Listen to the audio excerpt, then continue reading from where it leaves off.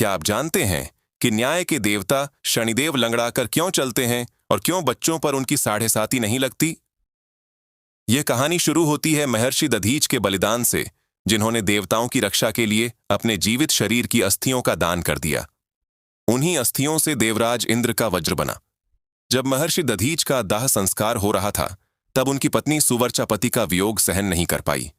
वह उस समय गर्भवती थी।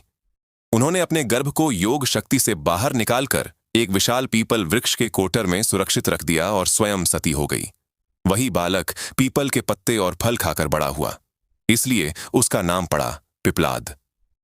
पिप्लाद वास्तव में भगवान शिव के ही अंश अवतार थे।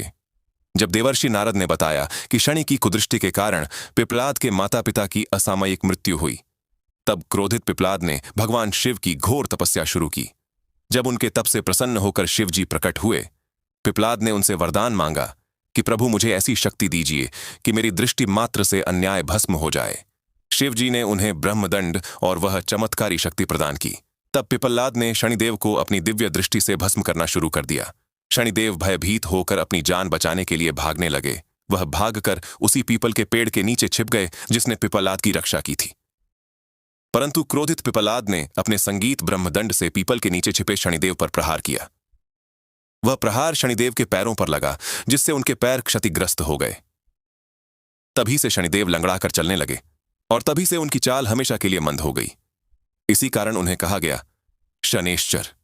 शनेह अर्थात धीमे और चर यानी चलने वाला। तब ब्रह्मांड का संतुलन बिगड़ता देख ब्रह्मा जी ने पिप्लाद को शांत किया और 3 वचन दिए।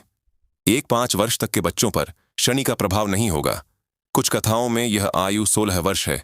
2 पीपल की पूजा करने वालों को शनि परेशान नहीं करेंगे, और जो पिप्लाद आश्य का स्मरण करेगा शनिदेव उसे कष्ट नहीं देंगे। तभी से शनिवार को पीपल की पूजा की जाती है। मान्यता है कि यदि शनि की साढ़े साती चल रही हो तो शनिवार के दिन पीपल के नीचे सरसों के तेल का दीपक जलाना और ओम शम शनिश्चर्य नमः के साथ पिप्लाद आर्षि का स्मरण करना अत्यंत लाभकारी माना जाता है। ओम शम शनेश्वर्य नमः। जय शनिदेव।